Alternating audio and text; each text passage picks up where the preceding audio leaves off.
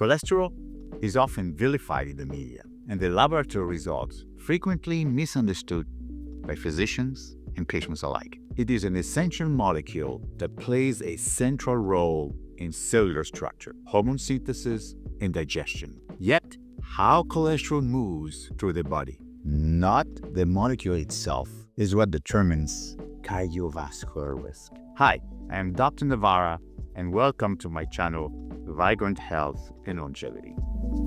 Let's start talking about what cholesterol is and what it does. Cholesterol is a fat, a lipid molecule, more specifically a sterol. 75% of it is produced by the liver, and 25% comes from our diet. Every cell in the body can produce cholesterol and uses it as a building block in its membrane, giving structure and fluidity to the cell. Cholesterol is also a precursor for critical hormones such as vitamin D, estrogen, progesterone, testosterone, and cortisol. Additionally, it is a key component of bile salts produced by the liver, which help us digest fats efficiently. Within the gut, specialized intestinal cells called enterocytes regulate cholesterol recycling. They can absorb and reuse cholesterol from bile salts or flush it out through a stool, an important way the body maintains balance.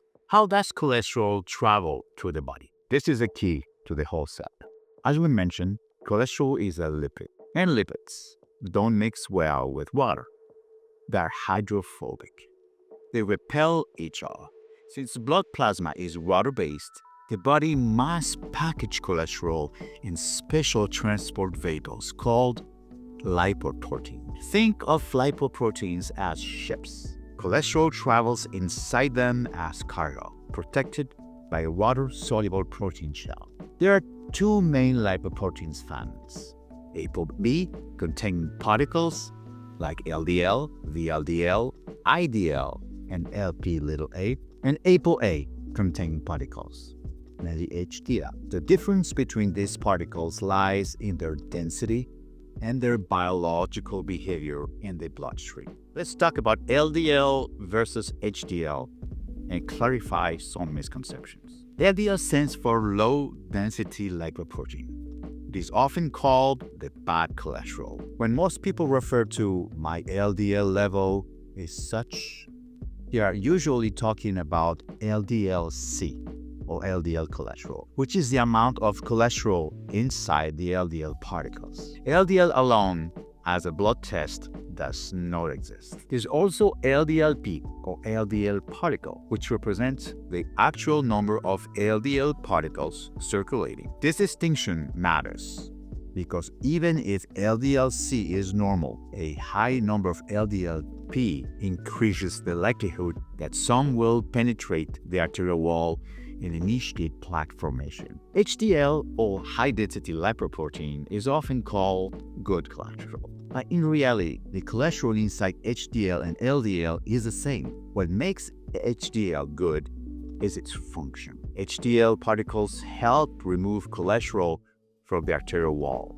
while LDL, in many instances, does the opposite. Now you can start to understand why the typical lipid profile that your doctor orders, which only includes total cholesterol, LDL-C, HDL-C, and triglycerides, does not give you the whole picture of what is really going on, and sometimes might provide a false sense of reassurance. One of the most powerful lab markers to predict cardiovascular risk, not included in the typical lipid profile, is ApoB levels. This is because it reflects the total number of atherogenic particles, not only LDL, but also VLDL and Lp(a) circulating in the bloodstream. This is a pretty cheap blood test, by the way. Another important laboratory test not included in the typical lipid profile is LDL particle size.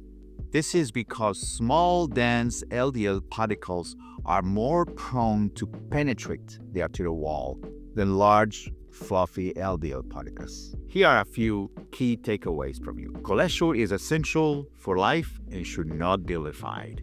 ApoA lipoproteins containing cholesterol, HDL, are the good actors, as they remove cholesterol from the arterial wall. ApoB lipoproteins, LDL, are the bad actors, as they tend to oxidize and accumulate in the arterial wall. A dangerous form of ApoP lipoproteins called Lp(a) is a particularly atherogenic form of LDL. These are the ugly actors. Advanced lipid testing that also includes LDLP, LDL particle size, HDLP, ApoB, and Lp(a) provides far more meaningful information than standard lipid profiles when it comes to evaluating atherogenic risk.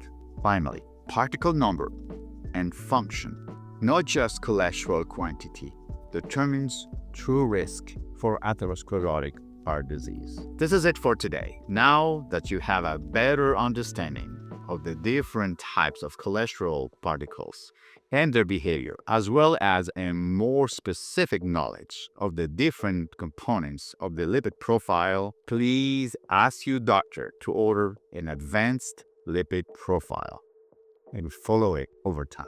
In the next episode, we will be talking about plaque formation or atherosclerosis, which is the basis of atherosclerotic cardiovascular disease, the #1 cause of death in the world.